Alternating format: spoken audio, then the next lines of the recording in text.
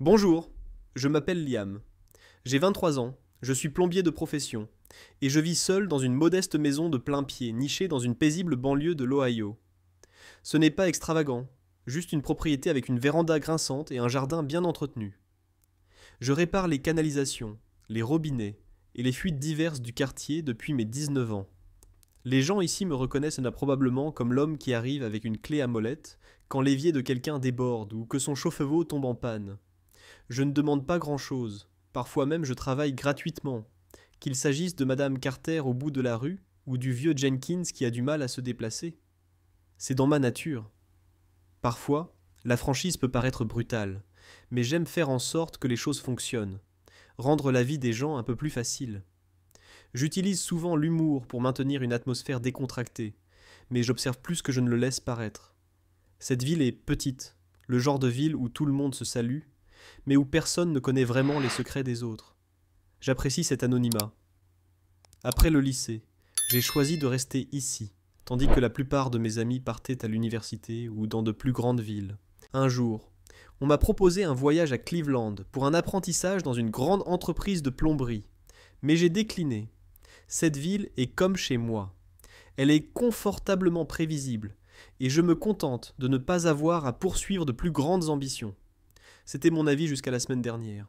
C'était une chaude journée d'octobre, moite à midi. J'étais chez les Thompson, en train de réparer un tuyau de cuisine cassé, quand j'ai entendu un petit cri venant de l'autre côté de la clôture. Ce n'était pas fort, plutôt une exclamation de surprise, mais il a retenu mon attention. Je me suis essuyé le front, j'ai pris ma boîte à outils, et j'ai dit à M. Thompson que je reviendrais bientôt. J'ai traversé la rue en courant vers le bruit, dans le jardin du voisin, derrière sa maison. La propriété était vacante depuis des mois, mais j'avais récemment aperçu une voiture garée devant, une vieille Honda argentée, rien d'ostentatoire. En approchant du coin, je la trouvai. Une femme d'une quarantaine d'années, debout dans son jardin, agitant un torchon devant une petite flamme qui jaillissait d'un lampadaire. De la fumée s'échappait du pied, et des étincelles jaillissaient. Elle semblait à la fois calme et incertaine, sans paniquer, mais incertaine de la conduite à tenir. Ça va appelai-je en me précipitant vers elle. Elle sursauta. Ses yeux s'écarquillèrent un instant avant de s'adoucir. C'est la lampe s'exclama-t-elle tandis que je tendais la main vers la prise. Je lui demandai si elle avait un extincteur, mais elle secoua la tête, serrant toujours son torchon. Un tuyau d'arrosage était à proximité. Je le saisis et ouvris le robinet. Le jet d'eau jaillit, et je le dirigeai vers le pied de la lampe, éteignant rapidement la flamme, laissant derrière lui une zone d'herbe brûlée et une légère odeur de plastique brûlé. J'ai débranché la lampe, vérifié s'il n'y avait pas de fil sous tension et reculé d'un pas. Tu es une bénédiction, a-t-elle remarqué en soupirant. Sa voix était douce, mais assurée, suggérant une personne habituée à l'autonomie, mais reconnaissante de l'aide qu'on lui apporte. En y regardant de plus près, j'ai remarqué sa beauté, non pas celle d'une femme flamboyante et maquillée, mais celle d'une femme naturelle et naturelle. Ses cheveux noirs étaient relevés en un chignon désordonné, des mèches encadrant son visage. Elle portait un jean et un t-shirt gris uni, sans bijoux, à l'exception d'une simple montre. Pourtant, son regard était lourd de sens, comme s'il avait vu plus qu'il n'en révélait. Liam, ai-je dit en frottant mes mains sur mon jean et en tendant la main vers la sienne. J'habite de l'autre côté de la rue, a-t-elle répondu en me serrant la main. Sa poigne était ferme, son sourire modeste mais accueillant. J'ai emménagé il y a quelques jours, merci d'avoir, vous savez, empêché mon jardin de prendre feu. J'ai ri. Je fais juste mon devoir. Vous devriez peut-être faire inspecter cette lampe. On dirait un court-circuit. Elle acquiesça en regardant le poteau carbonisé. En effet, je ne suis pas vraiment électricienne. Je travaille à la bibliothèque municipale du centre-ville. On n'associe généralement pas le feu aux livres. Les livres sont plus sûrs, répondis-je en souriant. Tu t'acclimates bien, d'accord ? J'essaie, répondit-elle, sa voix contenant un soupçon de surprise, laissant entendre plus que ce qu'elle disait. Elle ne s'étendit pas davantage, et je choisis de ne pas insister. Au fait, je pensais faire griller des hamburgers à l'arrière. C'est simple, mais vous êtes les bienvenus si vous le souhaitez. J'hésitais, pensant à mon travail de plomberie pour Thompson. Cependant, quelque chose chez elle me donnait envie de m'attarder. Peut-être était-ce son regard, comme si elle me reconnaissait vraiment, et pas seulement le type à la boîte à coutil. « Si vous avez du ketchup, dis-je d'un ton décontracté. Elle rit sincèrement, et le bruit, rare dans le coin, me frappa. D'accord, dit-elle en désignant le porche. Allons-y. Son jardin était compact, avec une bande de gazon, une table en bois patiné, et 2 chaises incongrues, illuminées par une guirlande lumineuse. Le barbecue était préchauffé, les hamburgers crépitaient. Elle m'offrit un soda de la glacière, tandis que nous nous installions pour attendre notre repas. L'air embaumait un parfum de charbon de bois et d'herbes fraîchement coupées, tandis que le soleil commençait à décliner, baignant tout d'une lueur dorée. « Alors Clara, ai-je osé demander en ouvrant ma canette, qu'est-ce qui t'a conduite dans cet endroit isolé ?» ai-je demandé. Elle a nonchalamment caressé le bord de sa canette du doigt. « Il fallait du changement, a-t-elle répondu simplement. Ayant vécu à Columbus pendant des années, mais après... Eh bien, après le divorce, elle désirait un environnement plus paisible, un nouveau départ. Je suis resté silencieux, incertain de ce que je devais répondre. Le divorce n'était pas une chose que j'avais beaucoup connue, mais sa voix exprimait un sentiment de fardeau. « Cet endroit est propice au calme, ai-je commenté. Il n'y a pas beaucoup d'activités, à moins que la plomberie de quelqu'un ne tombe en panne, sourit-elle avec ironie. C'est réconfortant de savoir qu'il y a un plombier à proximité. Nous avons discuté de divers sujets, comme son travail à la bibliothèque et sa préférence pour le rangement des livres plutôt que pour la lecture ces derniers temps, et mon métier qui consistait à m'occuper de la tuyauterie et à effectuer des tâches occasionnelles pour les voisins. J'ai partagé ma décision de refuser un emploi à Cleveland parce que je ne voulais pas quitter la ville où j'ai grandi. « Cela peut paraître idiot, ai-je dit, mais je me sens comme chez moi ici. »« Pas idiot, a-t-elle répondu en me regardant intensément.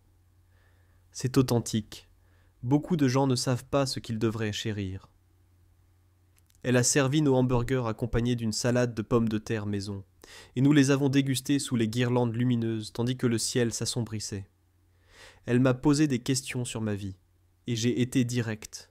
Ayant grandi ici, ma mère m'élevant seule et ayant appris la plomberie auprès d'un homme qui travaillait avec mon oncle, j'ai omis de mentionner mon sentiment occasionnel d'être coincé, en attente de quelque chose d'indéfini.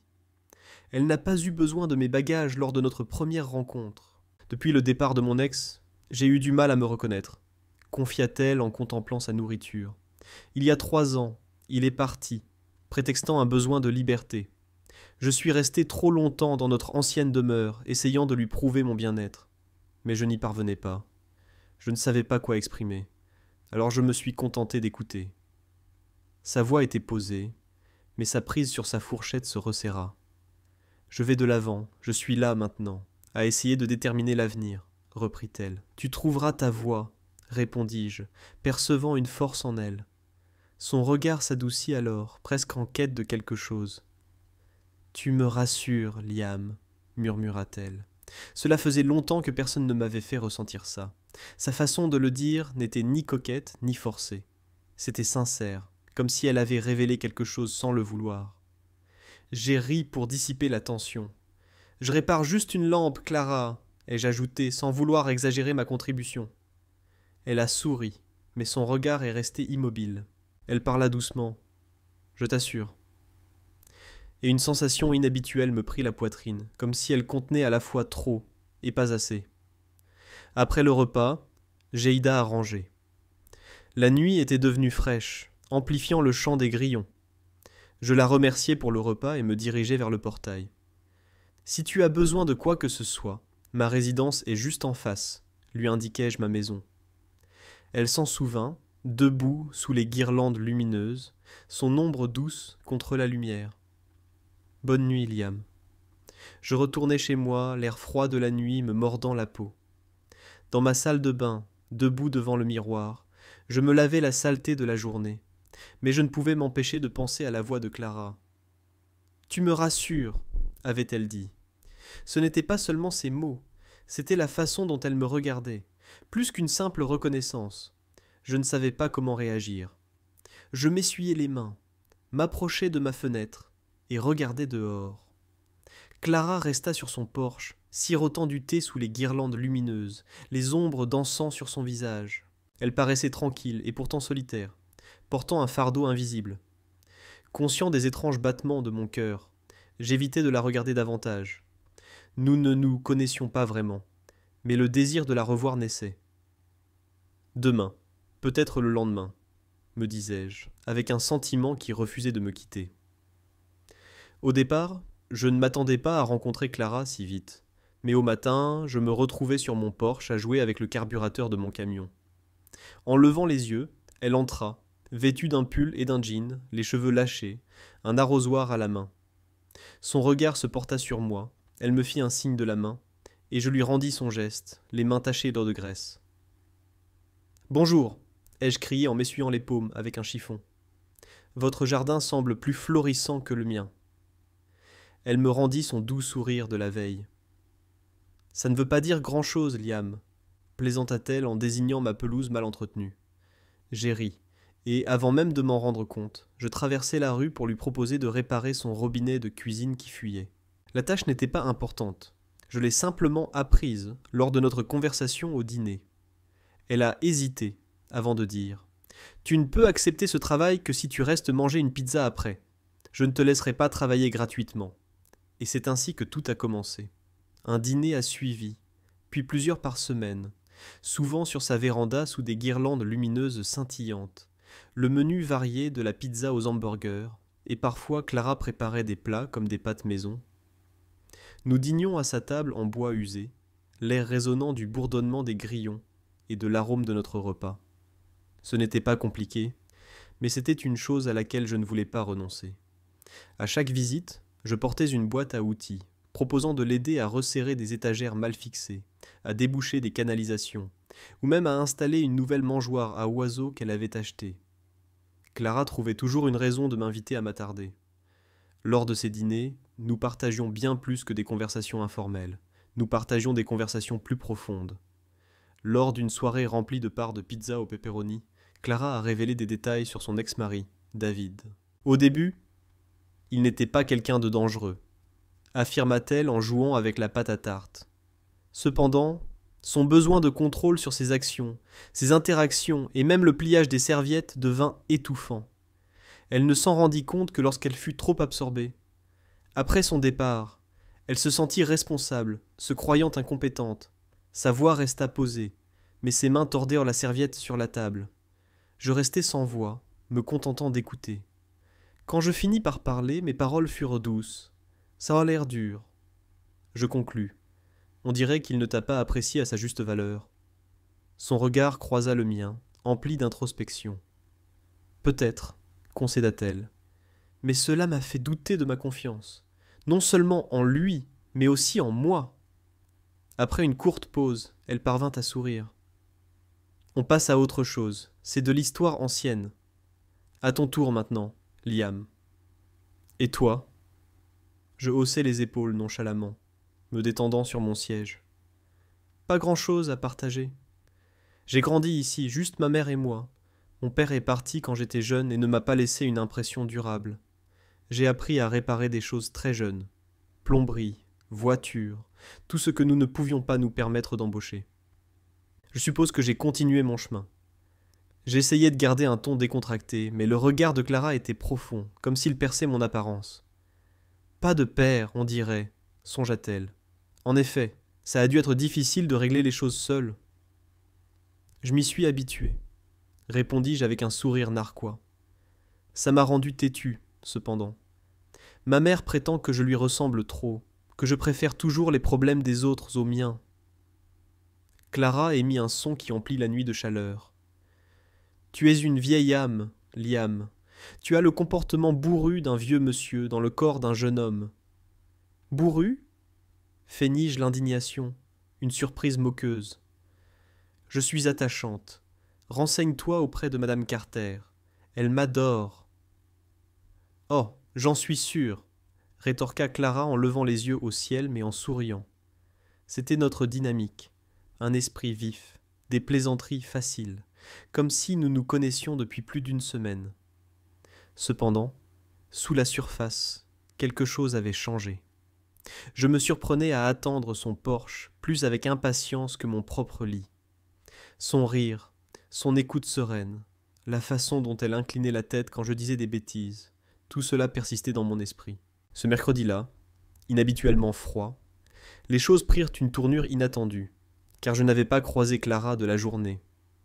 J'avais frappé à sa porte, une boîte à outils à la main, avec l'intention d'inspecter la marche du porche gênante dont elle m'avait parlé, mais je n'obtins aucune réponse. Après avoir attendu et frappé à nouveau, j'aperçus sa voiture garée dans l'allée, ce qui provoqua un sentiment de malaise. En l'appelant par la porte moustiquaire, j'entendis une faible réponse. « Je suis là », découvrant Clara sur le canapé, emmitouflée dans une couverture, pâle, les cheveux ébouriffés et le regard vitreux. Elle déclara simplement avoir un rhume. Sa voix était rauque, exprimant mon inquiétude. Elle prétendit ne pas avoir faim. Ignorant sa déclaration, je fouillai dans sa cuisine, trouvai de la soupe en conserve, la réchauffai et la lui présentai avec un verre d'eau, assis par terre à côté du canapé, la surveillant tandis qu'elle la sirotait lentement. « Tu n'avais pas besoin de traverser tout ça, » dit-elle doucement. « En effet, » répondis-je, « il ne faudrait pas que ma chère voisine s'effondre sous mes yeux. » Elle esquissa un léger sourire en posant le bol. « Chère, tu dis ça aussi à Madame Carter ?» rétorquai-je avec un sourire.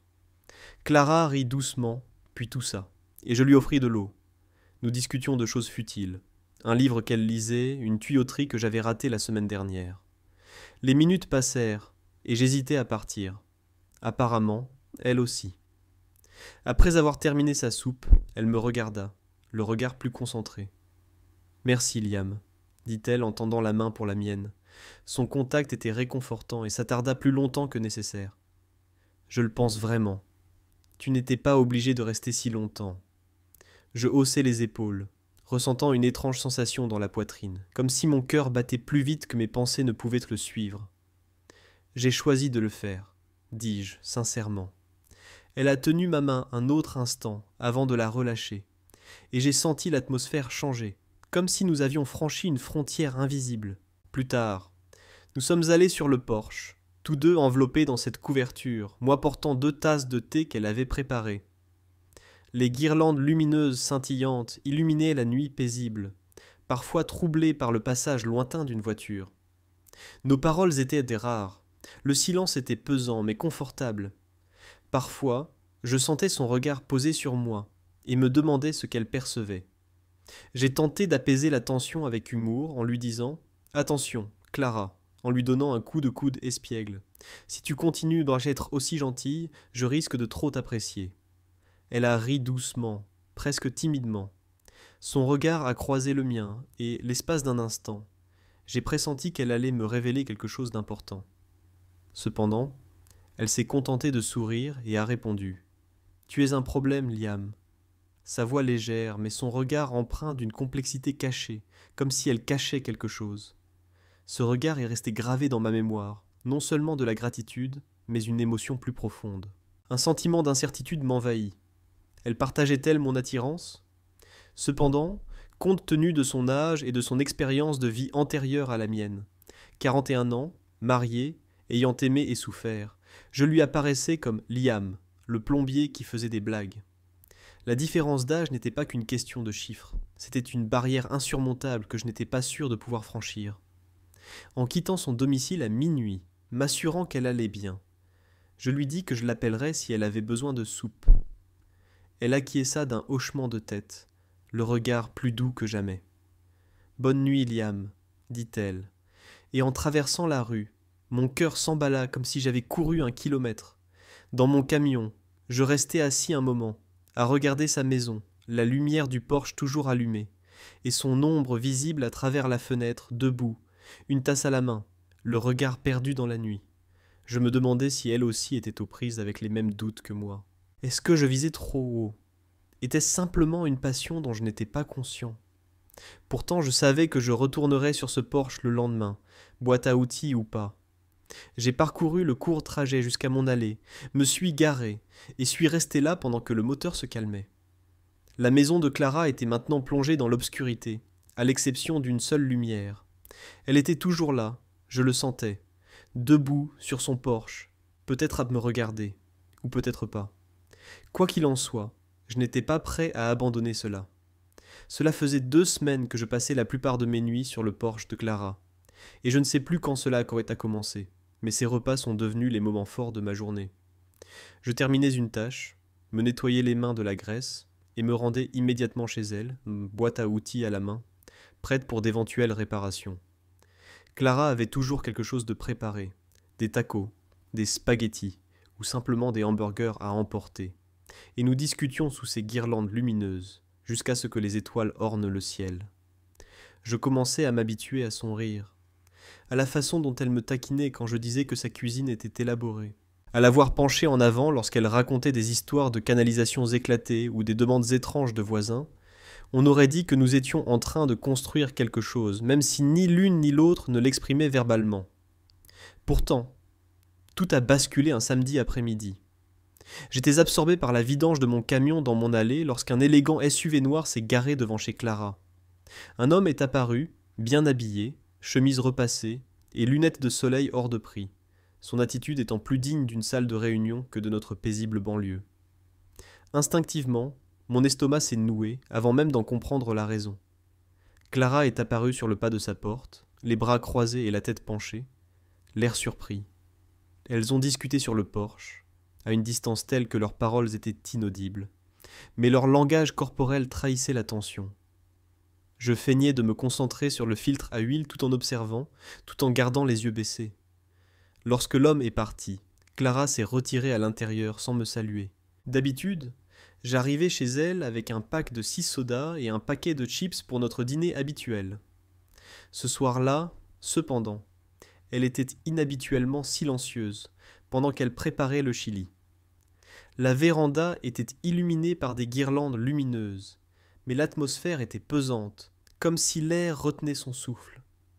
J'ai mis la table pour tenter de détendre l'atmosphère. On dirait que tu participes à un concours culinaire. Ai-je plaisanté en lui donnant un coup de coude. Elle m'a rendu un demi-sourire qui n'a pas atteint ses yeux. J'étais juste Liam, essayant de ne pas trop m'énerver. Au début, le chant des grillons semblait plus fort que notre conversation. Je sentais que quelque chose clochait. Alors je suis resté silencieux et lui ai laissé de l'espace. Au bout d'un moment, elle a posé sa cuillère et m'a regardé. Elle m'a révélé que David, son ex-mari, lui avait rendu visite plus tôt. J'ai hoché la tête, le cœur serré. Apparemment, ils voulaient se réconcilier. J'ai gardé un ton neutre et j'ai fait remarquer. Ça n'a pas l'air d'une visite amicale. Elle a soupiré et repoussé son bol en guise de réponse. Elle regrettait d'avoir changé, souhaitant discuter. Clara semblait perdue dans ses pensées, les doigts étroitement liés. J'étais incertaine quant à la situation. C'était David, l'homme qui m'avait blessé, trahi ma confiance, abandonné à moi. Il apparaissait maintenant, tentant de reprendre notre relation comme si de rien n'était. « Que faire ?» demandai-je, sentant l'amertume dans ma voix malgré mon envie de le rejeter avec force. Clara hésita, le regard lointain. Je ne sais pas. Une part de moi sent que je devrais l'écouter. Non pas que je désire son retour, mais si j'avais simplement peur de la solitude perpétuelle. Liam, je ne suis pas condamné à rester seul éternellement. Cette remarque me frappa violemment. Éternellement seul. Elle n'était pas vraiment seule, n'est-ce pas? Je ne pouvais pas encore le dire. Tu n'es pas destiné à une vie de solitude, rétorquai-je doucement, la voix plus faible que prévu. Il y a des gens ici, Madame Carter, le personnel de la bibliothèque, moi et toi. Elle m'observa, son regard doux mais complexe, comme si elle cherchait à déchiffrer mes intentions. Tu es gentil, Liam, mais ce n'est pas pareil. Tu es jeune, et tu as toute la vie devant toi, tandis que j'ai 41 ans, accablé par le poids de mon passé dont je ne peux me défaire. Au début, j'ai voulu débattre, lui assurer que l'âge n'avait aucune importance et que je ne la considérais pas comme un fardeau.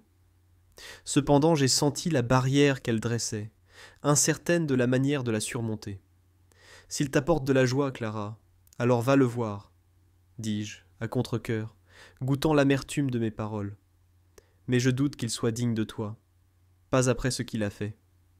Elle resta silencieuse un long moment, se contentant de contempler son chili comme s'il contenait des réponses. Finalement, elle parla, à peine audible, dans un murmure. Je vais y réfléchir.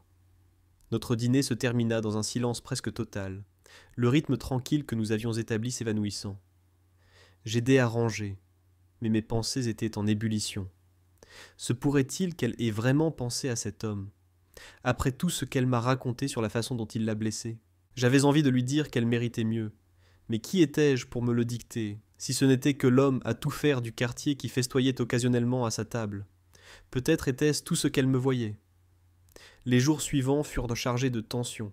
Je continuais à rendre visite à Clara, mais nos repas semblaient indifférents, comme si nous hésitions tous les deux. Elle souriait et discutait de choses et d'autres, mais son esprit semblait ailleurs. Je me plongeais dans mon travail pour éviter de penser à David, mais il persistait dans les recoins de mon esprit comme un cauchemar obsédant. L'idée que j'avais peut-être tout mal compris commença à germer. Étais-je simplement une amie, une voisine qu'elle se sentait obligée d'aider? Cette idée me donnait la nausée. Puis, mercredi soir, en rentrant d'un travail en centre-ville, mon camion roulant sur Main Street, je m'arrêtai à un feu, et par la fenêtre du restaurant, je les aperçus. Clara et David assis dans un box l'un en face de l'autre. Elle portait une robe bleue, les cheveux détachés et plus soignés que d'habitude. David se pencha en avant, ses mains gesticulant avec animation. Clara ne souriait pas. Elle paraissait attentive, son expression énigmatique. Mes doigts serraient le volant plus fort. J'avais l'impression d'assister à un événement interdit, une rencontre qui n'était pas faite pour moi. J'avais interrompu un moment qui n'était pas le mien. Le feu est passé au vert, mais je suis resté immobile jusqu'à ce que le véhicule derrière moi klaxonne. Mon cœur était lourd, mes pensées étaient en désordre. Elle était bel et bien en train d'agir, choisissant de lui donner une chance. Je ne pouvais pas entièrement la blâmer, mais cela me causait une douleur plus profonde que prévu. Je m'étais laissé convaincre que ces dîners signifiaient plus que de la simple reconnaissance, que son regard sur moi n'était pas que de la gratitude. Maintenant, j'hésitais. De retour chez moi, je ne suis pas allé voir Clara. Je me suis dirigé vers le garage où était accroché un vieux sac de frappe. J'ai contourné les gants et commencé à frapper, chaque coup plus fort que le précédent. Le sac a basculé en arrière avec un grincement sur sa chaîne, mais cela n'a pas réussi à apaiser ma détresse. Je ne pouvais visualiser que Clara dans ce restaurant. Calme, mais détachée. Clara était assise tandis que David, en face de moi, semblait avoir sa place. Je frappais, jusqu'à en avoir mal aux articulations. Mes bras me faisaient mal, mais la rage persistait. Ce n'était pas seulement de la colère contre David, c'était du dégoût de moi-même pour ne pas avoir réagi plus tôt, pour lui avoir laissé croire que j'étais indifférent.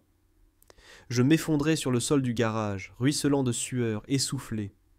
Des souvenirs me hantaient, les nuits passées sur son porche, sa main dans la mienne quand elle était malade, comme elle se sentait en sécurité avec moi. Était-ce tout? Un bref réconfort pour elle, rien de plus.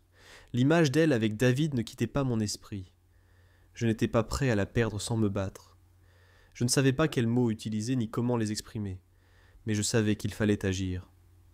Je me levai, attrapai une serviette, m'essuyai le visage, et sortis dans la nuit calme et vide.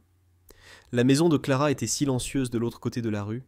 La lumière du porche brillait doucement sous des guirlandes lumineuses scintillantes. Elle n'était pas là. Et pourtant je la visualisais assise, sirotant peut-être du thé, contemplant David, peut-être moi. La peur ne me dissuadait plus. J'étais convaincu qu'il fallait agir. Dans le silence de la nuit, je me murmurais « Je dois agir ». Quoi qu'il advienne, je ne la laisserai pas filer sans lutter. Les jours qui suivirent ma rencontre avec Clara et David au restaurant me parurent comme une traversée de boue épaisse. Je continuais à fréquenter sa véranda, mais le charme manquait. Les guirlandes lumineuses scintillaient encore, l'arôme des plats demeurait envoûtant, mais un voile planait entre nous. Clara était plus réservée, ses sourires tendus, comme accablée par quelque chose dont elle ne pouvait se défaire. J'aurais voulu lui demander ce qu'elle pensait, si David la captivait à nouveau, mais chaque fois que j'essayais de parler, les mots refusaient de couler. À 23 ans, j'étais plombier, les mains couvertes de crasse et sans grande stratégie de vie. Comment pouvais-je rivaliser avec un homme qui avait autrefois conquis son cœur? Pourtant, la perspective de la perdre, de voir ses soirées se terminer, me laissait une sensation inattendue de douleur dans la poitrine. Vendredi, Les événements ont atteint leur paroxysme. J'avais passé la matinée à réparer le chauffe-eau cassé de Madame Carter, les pensées partagées entre la tâche à accomplir et Clara. Je suis passé au garage prendre un café avec mon vieil ami Nate, que je connaissais depuis notre enfance, quand nous chapardions des bonbons à l'épicerie du coin. Je lui ai parlé de Clara, de la réapparition de David, de les avoir vus ensemble au restaurant. Sans le vouloir, je lui ai confié mes sentiments pour elle, ma peur qu'elle revienne vers lui. Nate s'est adossé à son siège, a siroté son café et m'a lancé un regard incrédule. « Liam, a-t-il dit, tu te plains alors que tu devrais agir. Dis-lui ce que tu ressens. Ne la laisse pas filer de peur qu'elle te rejette. Tu es plus courageux que ça. » J'ai ri, mais le son était creux. « Homme courageux. Tu répares des tuyaux. Tu n'es pas un personnage de film qui court après une femme dans un aéroport, » a dit Nate. « Mais peut-être pas, » ajouta-t-il. « Tu es l'homme avec qui elle dîne tous les soirs. Ce n'est pas rien. N'attends pas qu'il soit trop tard. » Ces mots me sont restés en tête toute la journée, aussi obstinés qu'une mélodie indésirable. À la tombée de la nuit, le ciel était couvert de nuages gris, et l'air était lourd, annonçant une pluie imminente. De retour à la maison, je faisais les 100 pas dans le salon lorsque mon téléphone a vibré. Un texto de Clara, « Dîner ce soir, lasagne ». Mon pouce planait au-dessus du bouton « Répondre ». J'avais envie de la rejoindre, mais je ne pouvais plus feindre la normalité. Je lui ai répondu « Je serai bientôt là », et j'ai attrapé mon manteau. À mon arrivée chez elle, la véranda était décorée comme d'habitude, la table dressée et les guirlandes lumineuses. Clara était à l'intérieur, sortant le plat du four, les cheveux tirés en arrière, vêtue d'un pull ample qui glissait sur une épaule. Elle paraissait lasse, le regard perdu. Nous nous sommes installés pour manger, mais la conversation était lente, comme si nous avancions sur la pointe des pieds autour d'un non-dit. Soudain, elle a posé sa fourchette. « J'ai vu David aujourd'hui », a-t-elle avoué sans me regarder. Il est passé à la bibliothèque, a dit qu'il était sincère dans son désir de prendre un nouveau départ, qu'il suivait une thérapie et travaillait sur lui-même. Demain soir, il a l'intention de m'emmener dans un endroit agréable. Un frisson me parcourut. J'écartai mon assiette, essayant de garder mon calme. « Qu'as-tu proposé ?» Elle hésita, ses doigts caressant le bord de la table. Je lui dis que j'y réfléchirais. Je ne connais pas Liam. Il m'est familier, rassurant d'une certaine manière. J'ai 41 ans. Je ne veux pas passer le reste de ma vie seule, à me demander si j'ai fait le mauvais choix. Rassurante, répondis-je plus sèchement que prévu. Clara, cet homme t'a fait souffrir, t'a contrôlé. Tu l'as admis toi-même. Ce n'est pas rassurant. C'est juste ce dont tu te souviens. Je marquai une pause, pris une inspiration. Tu mérites mieux que d'accepter ce qui te convient. Elle me scruta du regard, comme pour déchiffrer des mots non prononcés. Peut-être murmura-t-elle doucement, mais et si mieux n'existait pas? Et si c'était le meilleur possible? J'aurais voulu le lui dire qu'elle avait tort, que je pouvais être meilleur, que je voulais être celui qu'elle avait choisi. Mais les mots me manquaient. Au lieu de cela, je me suis levé. J'ai ramassé nos assiettes et j'ai murmuré « Je vais débarrasser », incapable de rester immobile, ayant l'impression de la perdre. Je devais agir. Cette nuit-là, les mots de Sheet résonnèrent sans relâche dans mon esprit. N'attends pas qu'il soit trop tard. Le ciel était gris, et la pluie tombait à verse. Le battement rythmique contre mon toit était insupportable. Je n'en pouvais plus. Je ne pouvais plus continuer à jouer les voisins amicaux, frappant à son porche. Sous une pluie battante, sans parapluie, je traversai la rue en courant jusqu'à la maison de Clara. La pluie imprégna mon t-shirt en quelques secondes, les gouttes froides et acérées me mordant la peau. Je frappai à sa porte plus fort que prévu, le cœur battant à tout rompre. Lorsqu'elle l'ouvrit, toujours en pyjama, les cheveux ébouriffés et les yeux écarquillés de surprise, je n'attendis pas qu'on m'y invite. En entrant sur le porche, l'eau ruisselant de moi, je soutins son regard droit dans les yeux. « Clara, je ne suis pas lui. » Ma voix resta ferme malgré l'averse. « Je ne suis pas David. Je n'occupe pas un poste prestigieux et je n'ai pas de projet d'avenir ambitieux. Pourtant, je t'adore. Je te désire dans ma vie, non pas par commodité ou facilité, mais parce que ton absence me paraît inimaginable. Ne retourne pas à lui. Choisis-moi plutôt. » L'espace d'un instant, ses yeux s'écarquillèrent légèrement, comme si elle ne s'attendait pas à cela.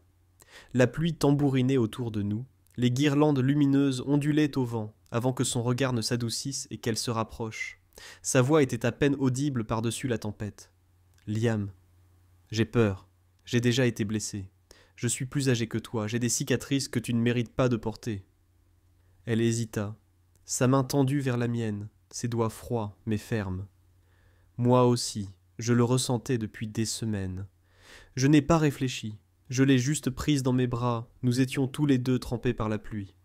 Sa tête reposa contre ma poitrine, et pendant un bref instant, il n'y eut que nous, le monde réduit au silence par la tempête. Les cicatrices m'importent peu, dis-je. Je te veux juste. Elle se retira en me regardant, les yeux humides, et pas seulement à cause de la pluie. Elle devait dire non à David, déclara-t-elle. C'était une chose qu'elle lui devait pour clarifier les choses. Mais Liam, je te veux. Je veux qu'on essaie. J'acquiesçai, la gorge serrée, lui laissant le temps. Je n'avais pas l'intention de partir. Son sourire sincère apparut, me faisant ouvrir le cœur.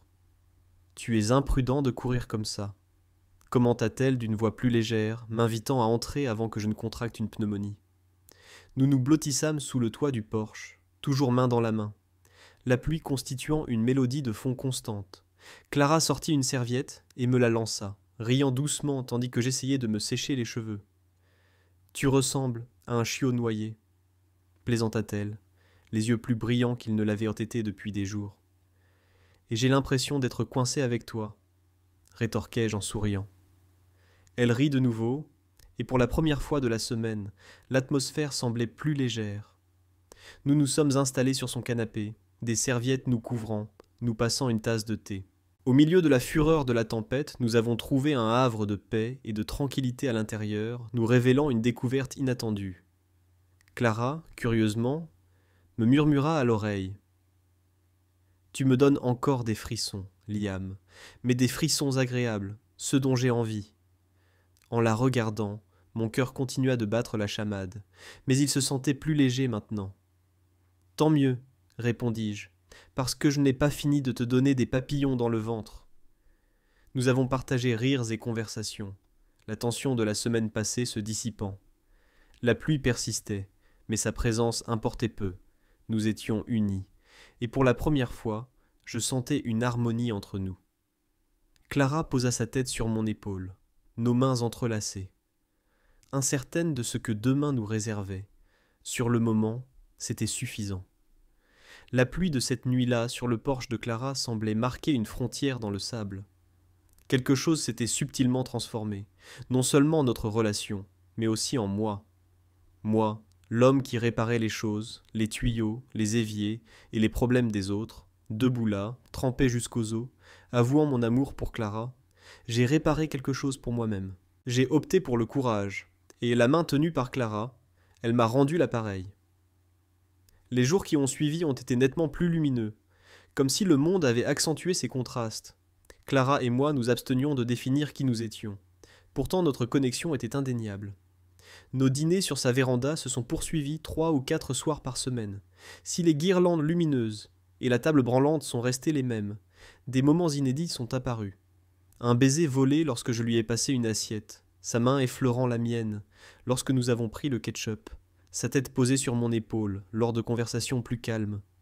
Ce n'étaient pas des gestes extravagants, ils étaient authentiques, comme si nous avions tous deux décidé de laisser tomber nos réserves. Une semaine après les pluies, Clara a révélé qu'elle rencontrait David une dernière fois.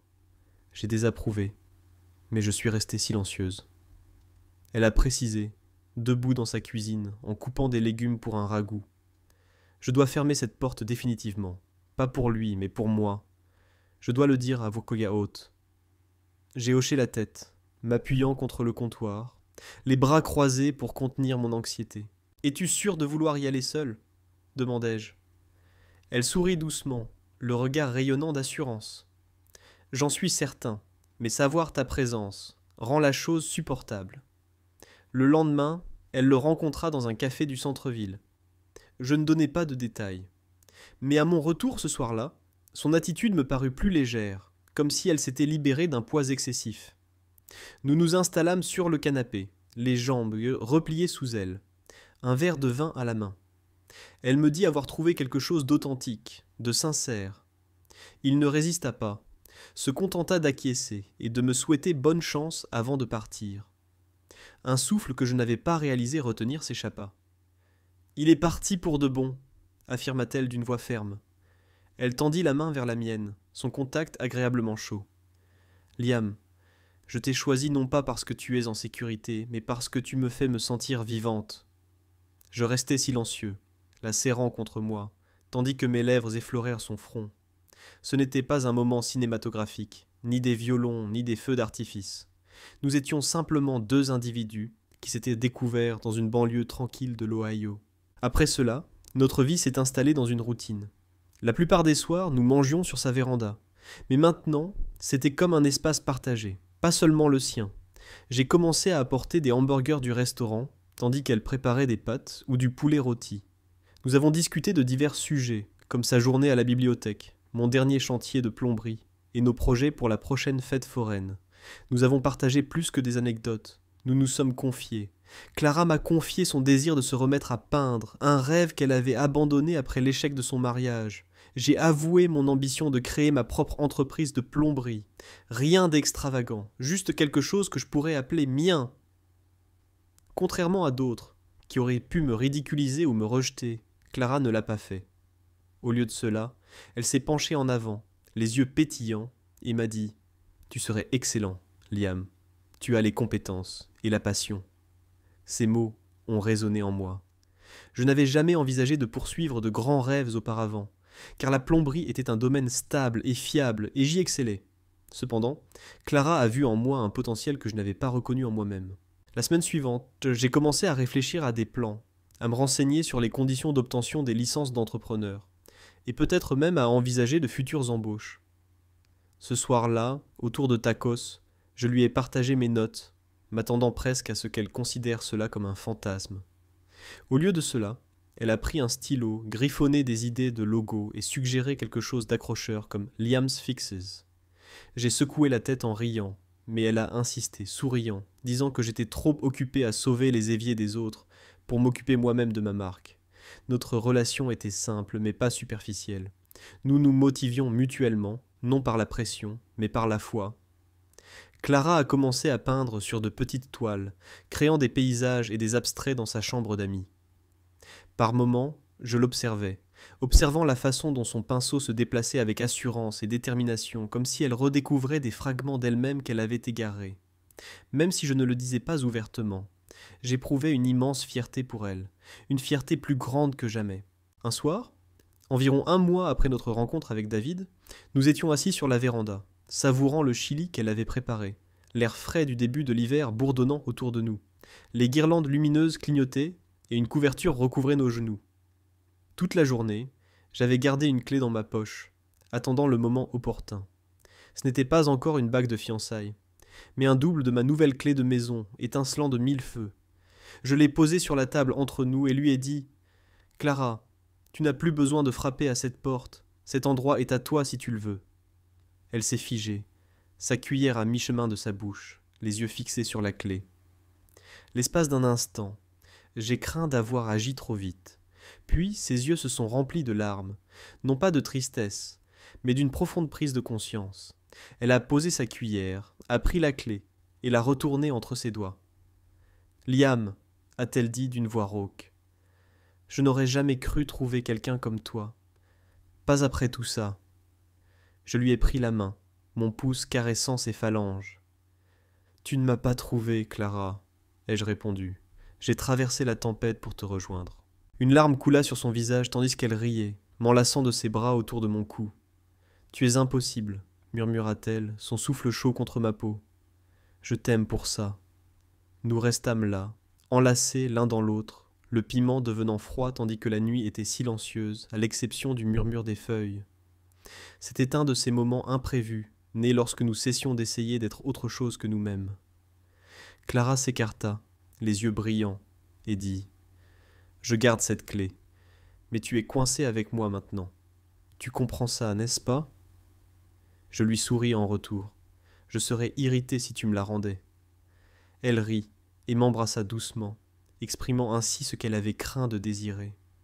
Le reste de la nuit fut ainsi, sans effort, chaleureux et débordant d'un contentement qui ne demandait pas d'attention, mais s'installait au plus profond de nous. La vie resta aussi chaotique que jamais. Mes journées de travail étaient longues, la tuyauterie peu coopérative et les clients se disputaient pour le moindre centime. Clara se débattait avec les vestiges de son passé lors de ses séances nocturnes à la bibliothèque, mais ces défis semblaient moins intimidants lorsqu'on les affrontait ensemble. On la trouvait en train de peindre à la maison, ou on arrivait à l'improviste avec du café pour ma pile de paperasse concernant des projets d'entreprise. L'imperfection n'avait aucune importance, seule comptait la présence. Quelques semaines plus tard, nous nous retrouvions sur la véranda, savourant une pizza à emporter sous des guirlandes lumineuses scintillantes malgré la fraîcheur ambiante, les mains entrelacées sous une couverture. Notre voisin, M. Jenkins, passait avec son chien, arborant un sourire entendu, et remarquant que nous allions bien ensemble avant de nous saluer de la main. Clara rougit, reconnaissant que notre relation n'était peut-être plus un secret. J'avouai qu'elle était l'objet de mes fanfaronnades auprès de Madame Carter depuis des semaines. Elle leva les yeux au ciel d'un air espiègle, mais arborait un large sourire. La nuit calme et claire s'annonçait, la boîte à pizza nichée entre nous. En repensant aux événements qui ont mené à l'incendie dans son jardin, au dîner partagé, à la pluie et à la clé, notre relation n'était pas simple, mais elle était la nôtre. Pendant des années, j'avais réparé les choses pour les autres, mais Clara a réparé quelque chose en moi, non pas en me transformant, mais en m'acceptant tel que j'étais. J'ai compris que l'amour ne se résume pas à de grands gestes ou à un timing impeccable. Il s'agit de choisir quelqu'un avec constance, même dans les moments difficiles et incertains. Clara et moi étions loin d'être parfaites. Nous étions deux êtres avec des blessures, des doutes et des vies qui ne s'accordaient pas toujours. Cependant, notre choix d'être ensemble a fait toute la différence. Assise là, sous les guirlandes lumineuses vacillantes, j'ai regardé Clara, son visage doux dans la lumière, et j'ai repensé à cette nuit d'orage. J'aurais traversé une autre tempête pour la garder. Et je le referai. Je me suis penché et l'ai embrassée sur la tempe en lui demandant « As-tu déjà imaginé ce qui serait arrivé si je n'avais pas réparé cette lampe ?» Elle sourit en me tenant fermement la main. « Quoi qu'il en soit, je t'aurais finalement découvert, et je lui ai fait confiance, car souvent, les plus beaux moments de la vie naissent d'un instant fugace, d'un repas partagé ou d'une opportunité inattendue. La question demeure, es-tu prêt à braver la tempête pour la surmonter ?